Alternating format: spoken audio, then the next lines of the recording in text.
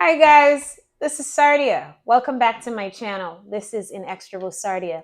Now I have a question for you. Have you subscribed yet? Have you told your friends about this channel yet? If not, please go ahead and like this video, comment, subscribe, and share this with your friends. I'm happy that you're here. So today I want to talk to you about 3 books that changed my life. I know you hear this all the time, but I'm telling you, and I'm going to give you some tips that I gathered from these books and how they changed my thinking, my apparatus, the way I function, everything. But before I get into these 3 books, I am also an author. I wrote 3 books. Well, I didn't write 3 books. I wrote 2 books. I'm working on a 3rd book. And they're on Amazon. They're available on Amazon. The first book is Reflections of a Tribal Soul. It's a collection of poems. Make sure you check it out. I'm going to leave the link in this description so you will find them on Amazon. In post-pandemic classrooms for all my educators and parents, please check those books out. And I have a 3rd book coming. Don't worry. You'll hear about that very, very soon. So today I want to talk about 3 books that changed my life. Yes. First book, I know. Rich Dad, Poor Dad, Robert Kiyosaki. Oh my God, this guy, he is a genius. You hear me? In this book, Kiyosaki talks about like shifting your mindset when it comes to money. We have to shift our mindsets. He talks about the importance of owning assets. Yes, not liabilities, assets. He also harps on the importance of having an entrepreneurial mindset, owning your own business, stop working for other people. Kiyosaki talks all about that. He talks about the importance of financial literacy. I don't know about you guys, but I thought I was financially literate. And then COVID hit and I realized that I wasn't, right? Saving cannot build wealth. Saving alone won't allow for you to build wealth. There are other nuances to wealth building. And Kiyosaki talks about it in his book, Rich Dad, Poor Dad. This is a great book, guys. You guys need to check it out.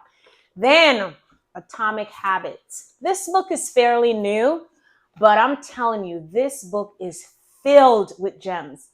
My favorite writer, Toni Morrison. That's my favorite writer. But I'm thinking James Clear, he's on my list. One day I'm going to meet this guy because I'm telling you, syntactically, he is so clear, he's so concise, and he's so direct. And in this book, James Clear talks about the importance of small changes. Oftentimes we rush to do these grandiose changes. Oh, I want to change this, I want to change that. But he talks about taking small steps. Another thing that he talks about in this book is the importance of creating systems. Yes, we have to create systems. If there is something that you want to accomplish, you can't just get it overnight. You have to have a pathway to that goal.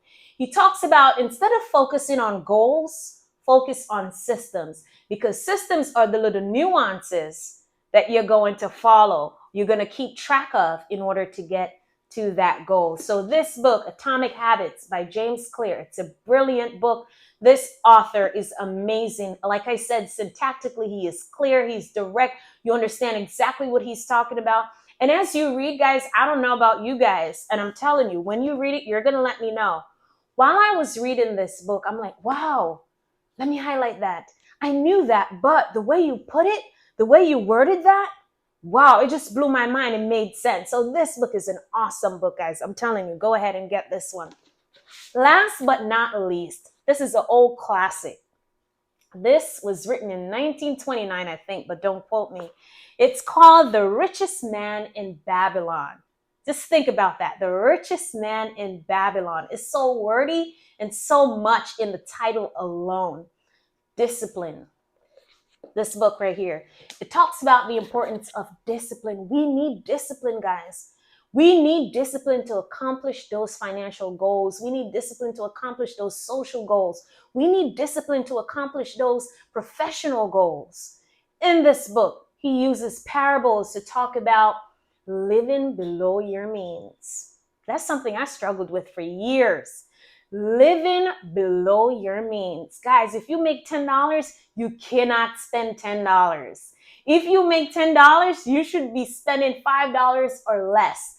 That's how you build wealth. I'm telling you, this year, last year, as a matter of fact, last year, that's when I got into these books and I was just like, wow, I thought I knew. Also, in The Richest Man in Babylon, he talks about a mentor. That's very important. You see, for me, I have several people in my life that I look up to and I listen to. I get good counsel from. That is so important because oftentimes we think, oh, I have my profession, I have my career, I'm making money, I know what I'm doing. No, we need counsel. Even in the Bible, it talks about the importance of getting wise counsel. And so this book talks about the importance of getting counsel from elders, the importance of getting counsel from people who've been through what you've been through, or even people who struggle through where you're trying to go, so they can give you the gems and the framework to get there. I don't know about you guys, but post-COVID, we realized like we don't get to dictate what happens with us, especially if you don't work for yourself. Other people, your bosses, right? Your job dictates how you function and how you live your life. Is that the life we're trying to live, guys?